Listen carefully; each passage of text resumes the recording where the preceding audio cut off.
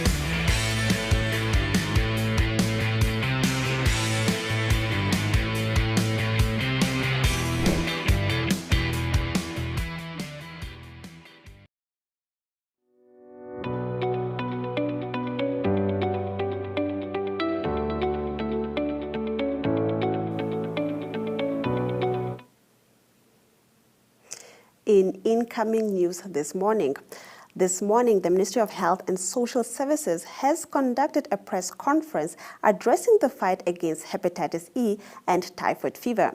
Now, during this event in Windhoek, the Minister of Health, Kalumbi Shangula, formally declared the end of the hepatitis E virus outbreak that plagued Namibia since December 2017.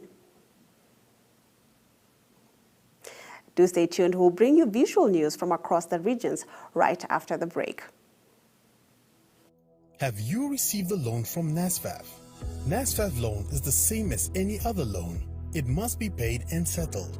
NSFAF has a set of guidelines on how you can repay your loan and become debt-free. Therefore, it is important that you, a former beneficiary and a responsible Namibian, show your patriotism by helping pay back your loan and thus helping NSFAF become a revolving fund for the benefit of future potential students. By failing to pay back your NSFAF loan, you risk being blacklisted or having a court order against you. So arrange with the fund to pay back your loan today. For more information on how you can repay your loan, visit our website at www.nasfaf.na or visit our Facebook page or Twitter. Do the right thing and hashtag payback the money.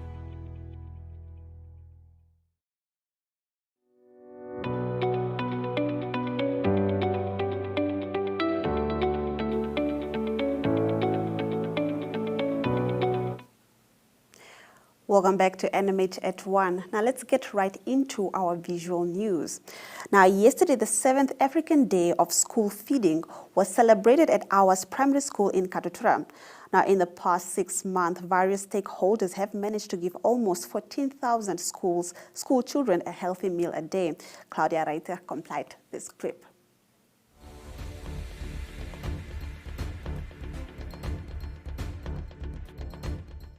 I am indeed delighted to join you this morning as we celebrate and commemorate the 7th African Day of School Feeding.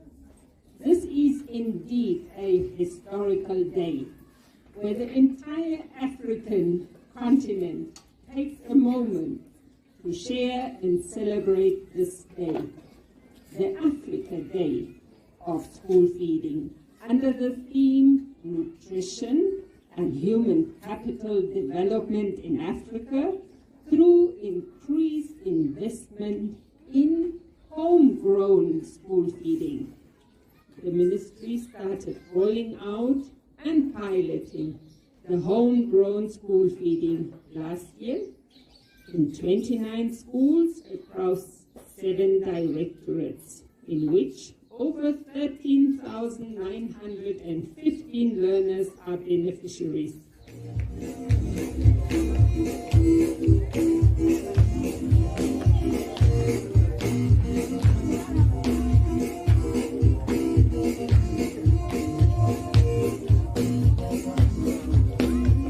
I would like to assure you that the World Food Programme and the entire UN family remain committed to walk this path with the government of Namibia and its partners to engage and to share so that the lack of food in schools does not become an impediment for children to access education. At this moment, all our crops we harvested last week.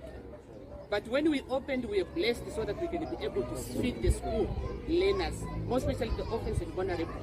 As we were not having anything to feed these kids, we managed to harvest, we sold, then the other part we bought rice, macaroni, soup to feed the children while waiting for the ministry to subside us. We did not rest that there's nothing, and we went to as far as we can that we even asked teachers themselves to donate whatever they have in their houses, which went extremely very well. Even now we still have some left over. We received our mess meal yesterday. We did not let our learners to go hungry. We have to go extra mile to meet the Minister of Education to feed an Namibian child.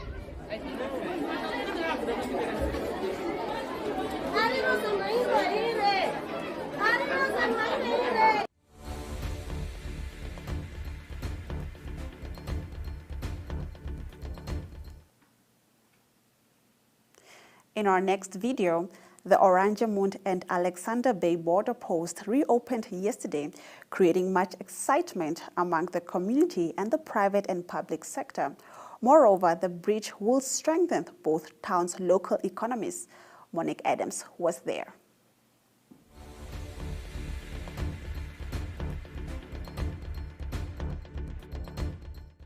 No, today we've just come to formalize the opening of the Oranjemund Alexandra Bay border reopening after it's been closed for almost 2 years due to COVID, and we found that it had a tremendous impact on the economy and the movement of communities of the two entities on this side and that side of the thing. So the idea was there was an appeal on the part of the Namibian government and as well as the municipality to say, and the business community in particular, to say that they needed the border to be opened.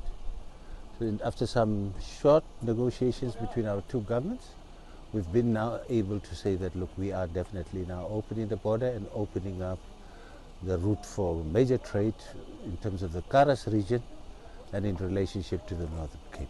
Okay, the opening of the borders, we are very excited. We are happy for this development for our region because it means a lot, not only for the region but for the country itself.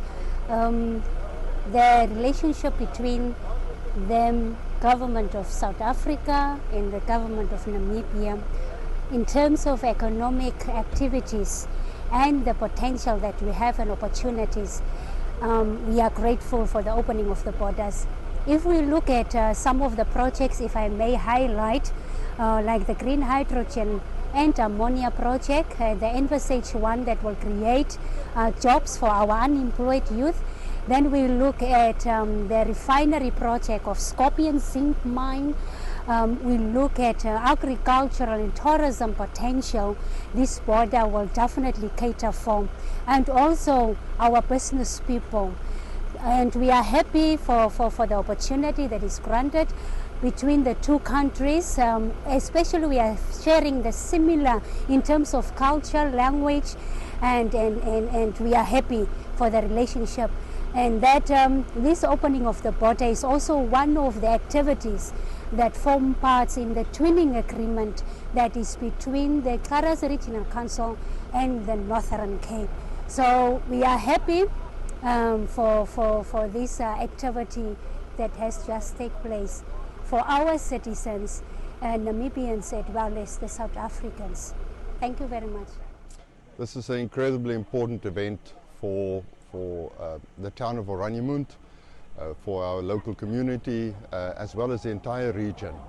The opening of this Oranjemund border post, and actually opening it as a commercial border post, is an event that allows traffic, and not only tourists but commercial traffic, to re-enter the town, and in particular, as we look forward, the opportunities in Oranjemund and in our region we will be able to unlock that and create new business opportunities in tourism, renewable energy, and a number of other domains with the connection between the two countries and between the region of the Northern Cape and the Karas region as a whole.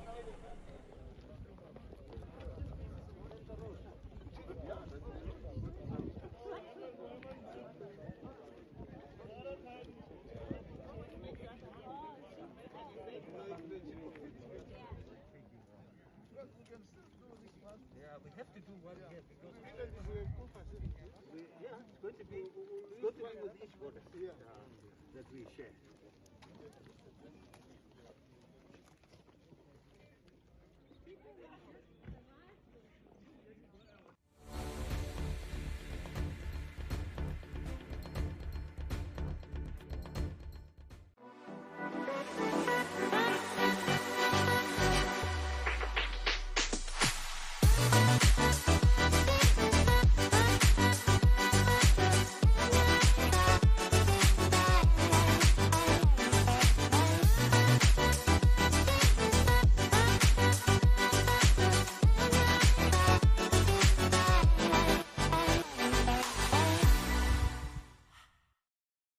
Ladies and gentlemen.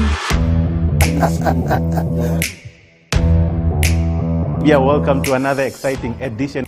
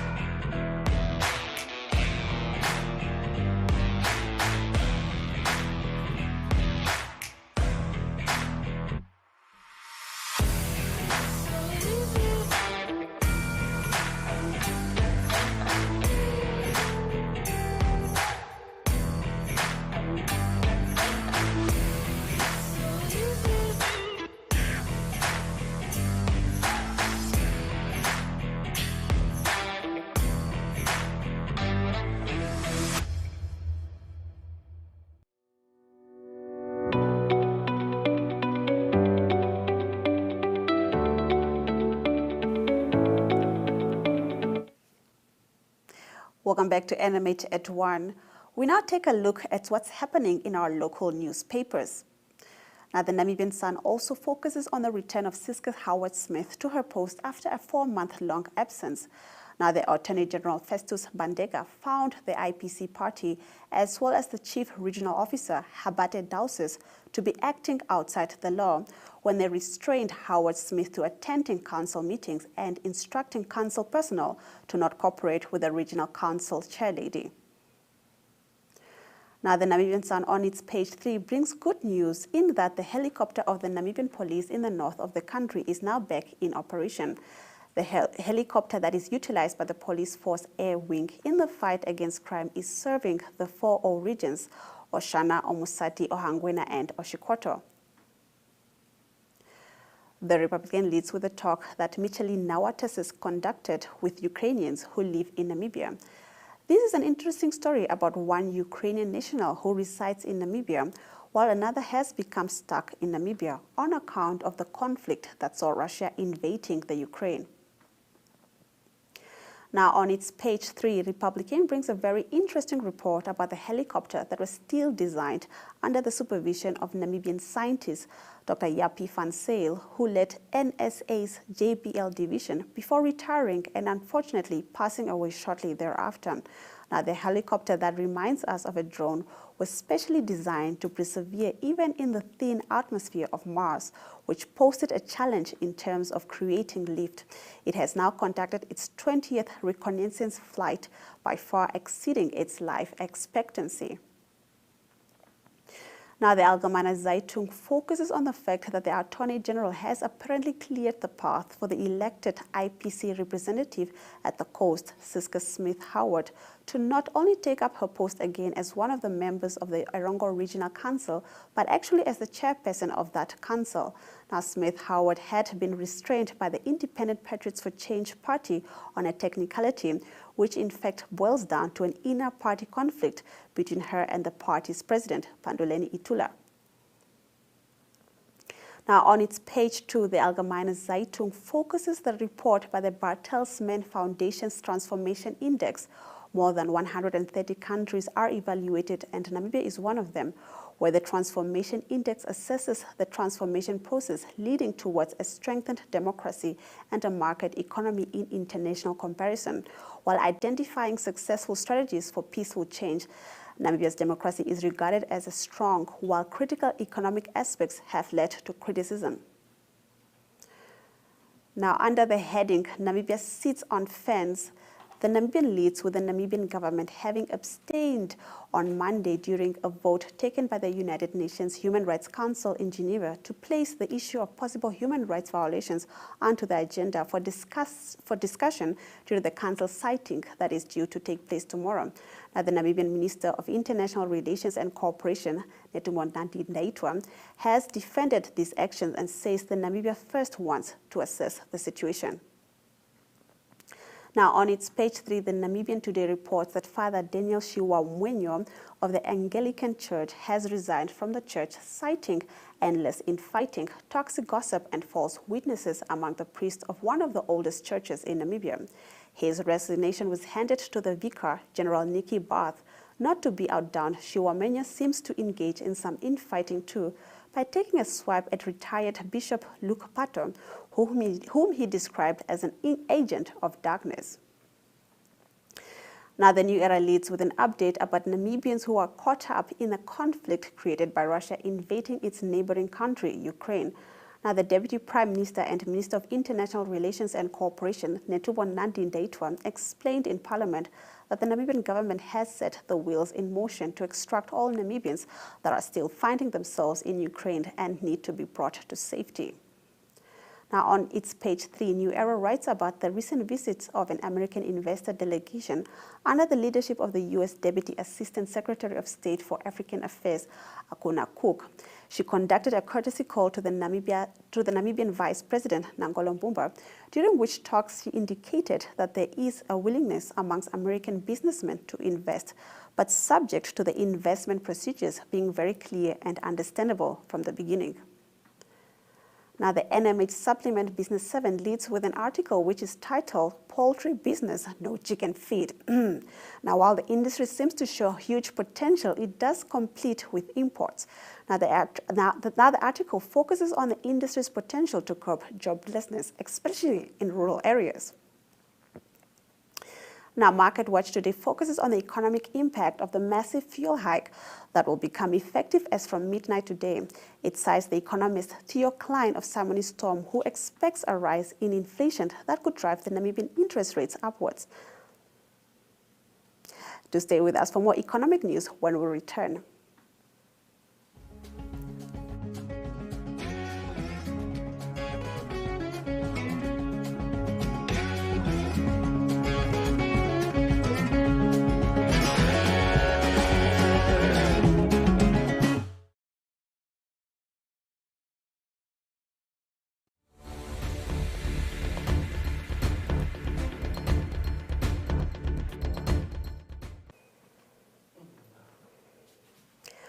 Welcome back to NMH at 1. Now let's take a look at our economic news. Now, Total Energies oil find promising. Total Energies has confirmed the presence of light oil on the Venus 1X prospect located in Block 2913B in the Orange Basin, the National Petroleum Corporation of Namibia announced. Now, this follows on the heels of a recent promising discovery in the same basin by Shell. Commenting on the matter, NAMCOR Managing Director Emmanuel Mulunga said it was a game changer for Namibia. Now, oil and gas news website Upstream said Total Energies had made a significant discovery. It is understood that coring and sampling of the well took place along the several days of wireline operations, plus other tests. Now, the quality of the crude is unclear, but there is speculations that it could be light oil with associated gas. Now, Total Energies is set to plug and abandon Venus 1 as under its original plan, with operations on the well set to be close to being wrapped up. Now, Block 2913B comprises of a joint venture group that includes Total Energies 40%, Qatar Energy 30%, Impact Oil and Gas 20%, and NAMCOR 10%. In our next story, recovery looms for struggling hospitality sector. Now, the Hospitality Association of Namibia says the sector continues to struggle, although there are signs of recovery. Now, the association cited an article in the Business Insider Africa crowning Windhoek the healthiest city in Africa to visit in 2022, and that no country in the world had put travel bans to Namibia as good signs. Now, whether we agree with all the points or not, it remains good marketing for Namibia in attracting tourists during 2022, said Han.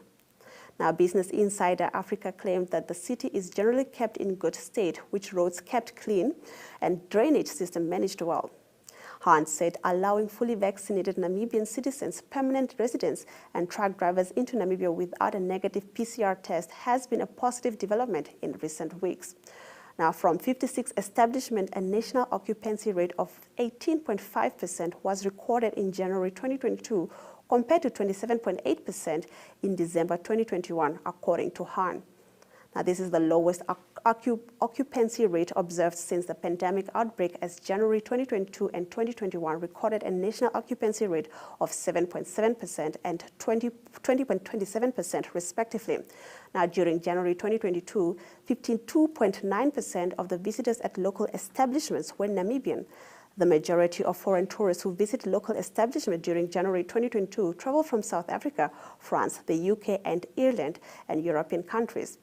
Han has lobbied the Ministry of Environment, Forestry and Tourism to allow fully vaccinated tourists into the country without the need to provide a negative PCR test. Now, in our next story, MasterCard blocks financial institutions. MasterCard Inc. said late on Monday it had blocked multiple financial institutions from its payment network as a result of sanctions imposed on Russia over Moscow's invasion of Ukraine. Now, MasterCard will continue to work with regulators in coming days, the company said in a statement. It also promised to contribute a US $2 million for humanitarian relief. Now, separately, Visa Inc. said in a statement that it is taking action to ensure compliance with sanctions and would also comply with any additional sanctions that may be implemented. Now, on Saturday, the United States and its allies said they would take action against Russia's central bank and bar some of the country's banks from the SWIFT international payment system. Now, Russia calls its actions in Ukraine a special operation. Russians rushed to ATMs and waited in long queues on Sunday amid concerns that bank cards may cease to function or that banks would limit cash withdrawals after Western sanctions. Now, Zoom Video Communications Inc. forests full-year revenue and profit below Wall Street estimates on Monday, signaling a hit from tough competition and lower sign-up for its core meeting platform. Now, let's have a look at our economic indicators.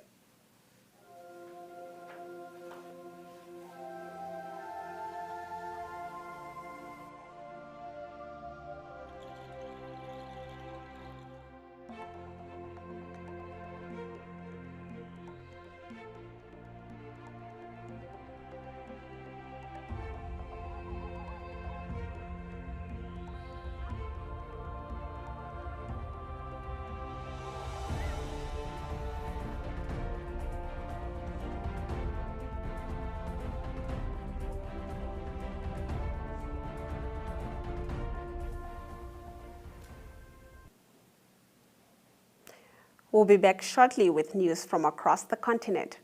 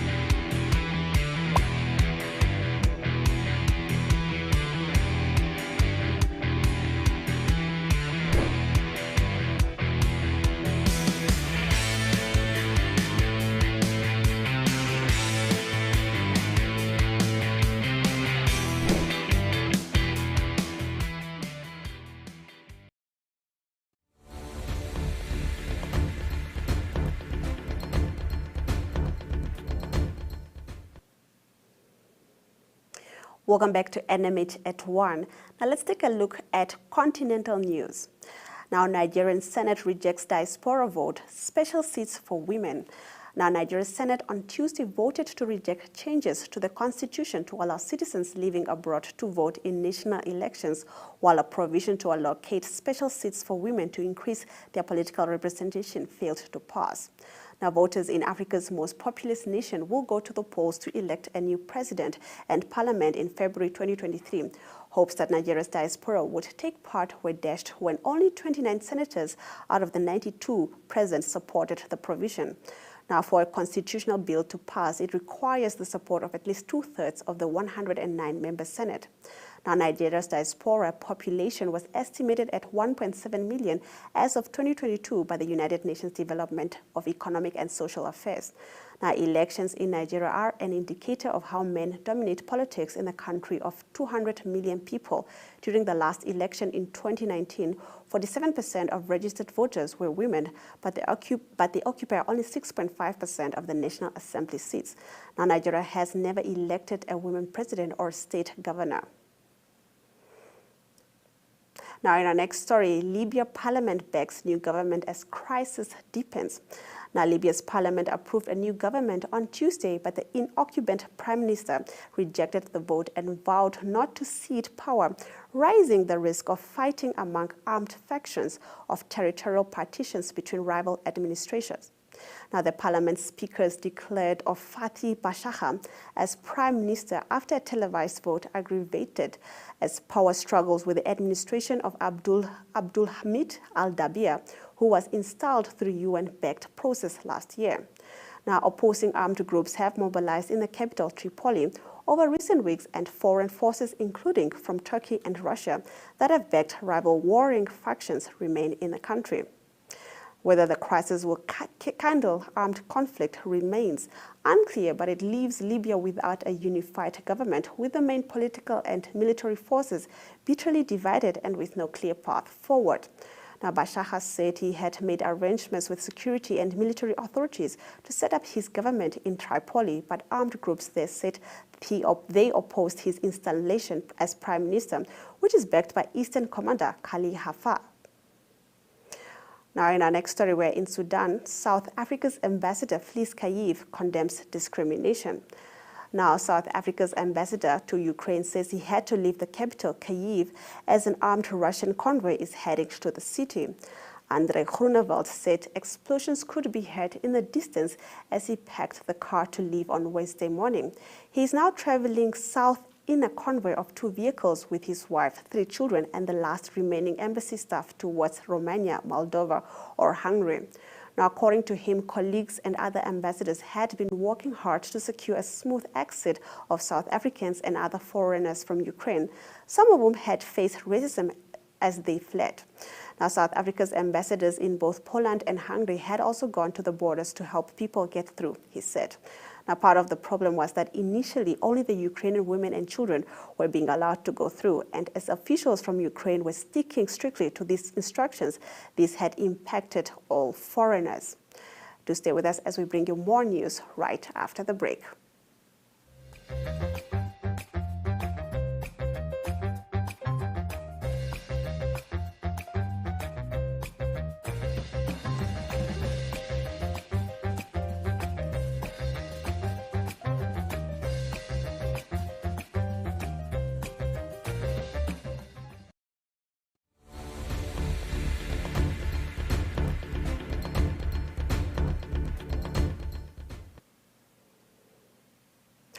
Welcome back to NMH at 1. Let's take a look at our international news stories.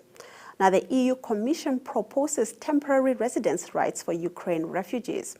Now, the European Commission on Wednesday proposed to grant temporary protection to people fleeing war in Ukraine, including a resident permit and access to employment and social welfare.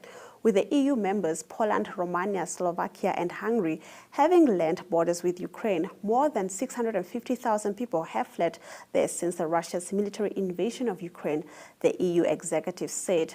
Now, designed to deal with such mass arrivals of displaced persons in the EU, the new legislation would apply in all member states without having to go through lengthy asylum processes. Now, the proposal will be discussed on Thursday by the EU interior ministers, who had already given it broad support last week, the Commission said. Now, once adopted, temporary protection will start applying to Ukrainian refugees immediately for 1 year and can last for up to 3 years, unless the situation in Ukraine improves significantly for people to go back home and the scheme to the end. Now, in our next story, China launches trafficking crackdown after outcry over confined women. Now, uproar in China this year over incidents of women chained or caged by their husbands has spurred a nationwide crackdown on the decades-old problem of abduction and trafficking of women and children. Now, the Ministry of Public Security announced the crackdown ahead of Saturday's opening of an annual session of rubber stamp parliament, at which at least 7 delegates have expressed interest in raising the topic. Now, the operation will run until December 31 in a politically sensitive year. It comes at a time when major diversification towards the ruling Chinese Communist Party risk denting President Xi Jinping's chance of winning a president-breaking third term as leader at a twice-a-month delegate meeting in autumn. Now, the ministry, which oversees the police, said on the Weibo social media app that it will run checks on women and children lacking identity details who live in the streets, suffer mental illness, or are intellectually or physically disabled. Now, the ministry vowed to resolutely eradicate the breeding ground for abducting and trafficking women and children, it added on Wednesday's statement. Now, the operation was meant to maintain social stability and ensure the success of the party's autumn meeting, it said. Now, there was widespread public outcry last month after relations of a woman chained by the neck in the eastern province of Jiangsu, who had given birth to 8 children by the man she was sold to in 1998. Now, just as the furore appeared to be dying out with the news of the investigation of 9 people over the case, another incident emerged this week in the northwestern province of Shanxi. It featured a woman apparently held in a cage by a man who said in a live stream videos that he would bear it if she tried to escape. Now, in online comments, many Chinese expressed shock and anger that such abuses could linger in pockets of modern-day China, questioning if law enforcement authorities had been complicit or at least intelligent in allowing the problem to fester. To stay with us as we bring you more news right after the break.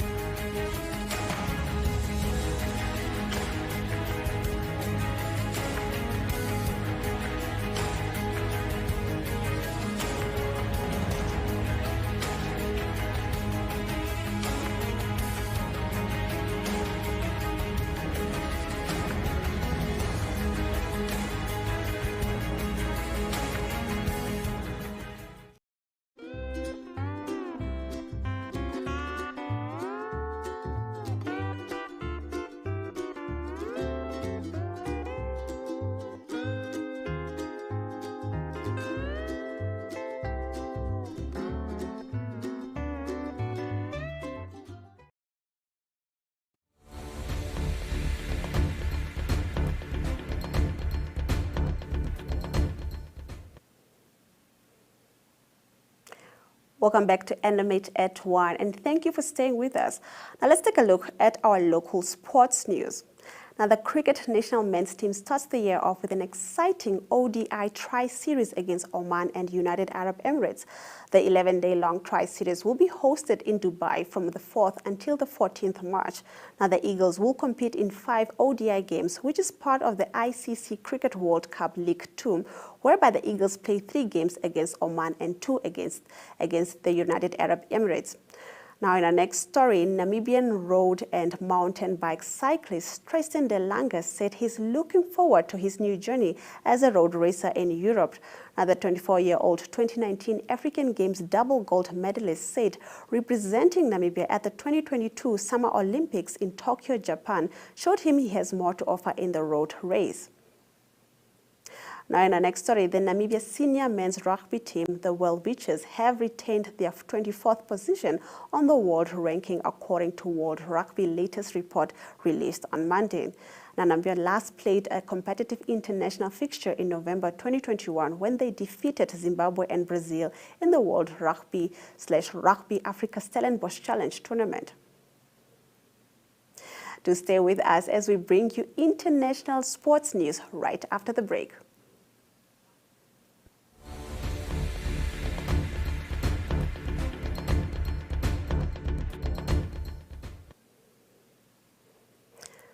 Now let's have a look at our international sports stories.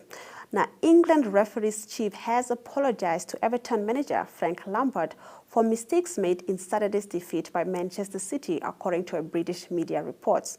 Now, an angry Lampard labeled VAR official Chris Kavanagh a professional who cannot do his job right after the 1-0 loss to the Premier League champions at Goodison Park. Now, in the next story, Pep Guardiola has urged Jack Grealish to ignore his critics and his underwhelming statistics after a slow start to his Manchester City career. Now, the England midfielder has not been the dominant force he was at Aston Villa since his British record 100 million euros, about 134 million Namibian dollars, moved to the Premier League Championship in August, scoring just 3 goals and making 3 assists in all competitions. To stay with us as we bring you highlights right after the break.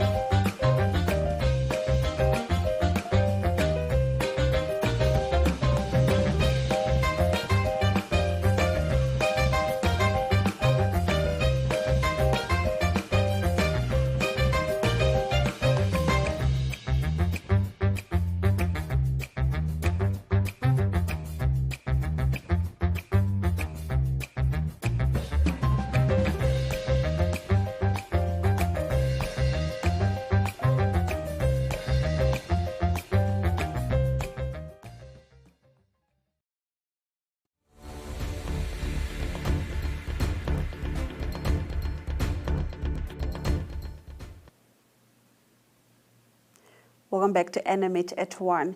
If you've just joined us, here are the highlights. This morning, the Ministry of Health and Social Services has conducted a press conference addressing the fight against hepatitis E and typhoid fever. During this event in Windhoek, the Minister of Health, Kalumbi Shangula, formally declared the end of the hepatitis E virus outbreak that plagued Namibia since December 2017. Now, Nigeria's Senate on Tuesday voted to reject changes to the constitution to allow citizens living abroad to vote in national elections, while a provision to allocate special seats for women to increase their political representation failed to pass. Now, the European Commission on Wednesday proposed to grant temporary protection to people fleeing war in Ukraine, including a resident permit and access to employment and social welfare. Now, the cricket national men's team starts the year off with an exciting ODI tri-series against Oman and United Arab Emirates. Now, the 11-day-long tri-series will be hosted in Dubai from 4th until the 14th March.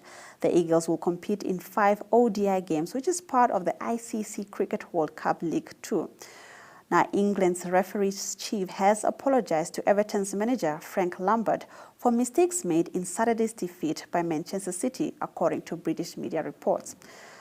Now, Total Energies has confirmed the presence of light oil on the Venus 1X prospect located in Block 2913B in the Orange Basin, the National Petroleum Corporation of Namibia announced. And those have been your highlights. From me, Glenn Orashipura. Do join me again tomorrow, same time, same place, as I bring you the news and headlines during your lunch hour. Now, up next, we'll be taking a look at Regional Review.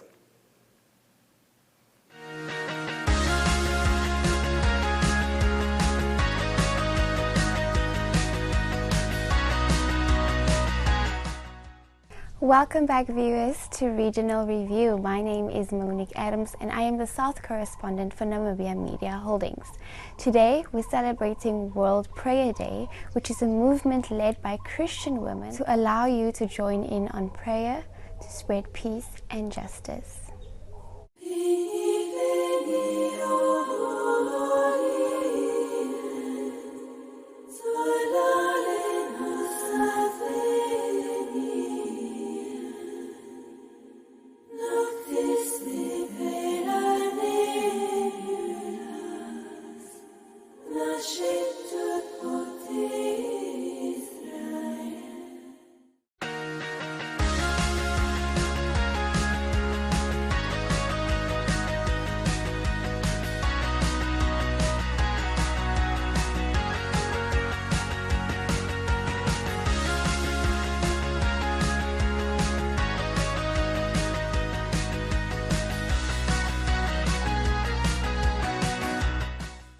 First up in today's news segment, community members of the Kois town took a peaceful demonstration last week, Thursday, on the 24th of February, against the police.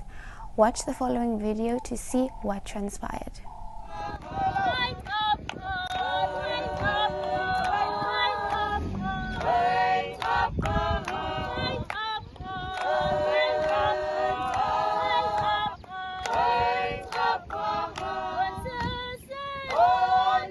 Really blow my mind. Our police officers here in Kois, as hulle by 'n plek kom waar mense staan beklei, dan gaan begin slaan hulle net. Maar as hulle geslaan word, dan word die mense toegesluit. Ons sit nou met gisterand se bekleierery, daai mannetjies wat geslaan is, was verkeerd geweest. Maar dis kinders, die polismanne kon hulle gevat het en kom toegesluit het. Die polisie arresteer 'n mannetjie gisterand, bring hom kliniek toe. Kom gooi hom voor die kliniek neer en traangas hom. Hy mannetjie se oog staan net so. 'n Mannetjie wat net kon gevat was en gearresteer was. Hoeveel keer is polismanne hier op Kois geslaan wat hulle sake gemaak het? Maar nou slaan julle dan die mense en as ons vir julle terugslaan is ons verkeerd. Nou verstaan ek nie hoe werk dit nie. En as ek en Wanda nou as ek en iemand staan beklei, dan jy mos nie vir my kom slaan nie, jy weet dan nie hoe die ding begin nie. Of jy slaan vir ons albei of jy slaan glad nie. Jy kan mos nie vir my kom slaan waar jy nie eens weet hoe die ding gebeur nie. You are police. Kijk, die police moet force gebruiken wanneer het nodig is. En wanneer dit nodig is, moet die police traangas. Maar hoe kan 2 of 3 groot polismannen een klein kind bij een kliniek om afleiden en traangas? Dus wat ik weet niet. Regtig waar. Zo die slanderij wat jullie hier hebben, moet niet dat jullie beginnen teruggeslaan worden. Want kijk, jullie is die wet, ons moet voor jullie respect. Maar hoe kan ik iemand respect wat net voor mij komt slaan? En hier sommige police officers wat, als je voor hulle ding verduidelik, of je weet hy, daai een mannetjie in die lokasie is met 'n knippel oopgeslaan. Hy het net gesê moenie die ander mannetjie wurgie toe word met die knippel geslaan. Unfortunately, at this stage, we are unable to give a response within the time framework you are requesting on our level. Definitely will forward this petition of yours, your pleas and your queries to the highest authority of the region for further directives and quick response. So I think let's just cooperate and be patient enough to wait upon the response. Thank you very much. Next up, Wednesday night, 2 police officers assaults 2 young men in Kois. The officers are Kotokeni Helau and Raymond Roy, and I got to speak to the 2 boys that were assaulted, and this is what they had to say. Ons is hier so voor soeking kry gelei, voor my oom se huis. Toe wat julle in die bakkie klim, toe van daar af toe vat die polismanne vir julle wat. Die polisie het vir ons rof aangevat.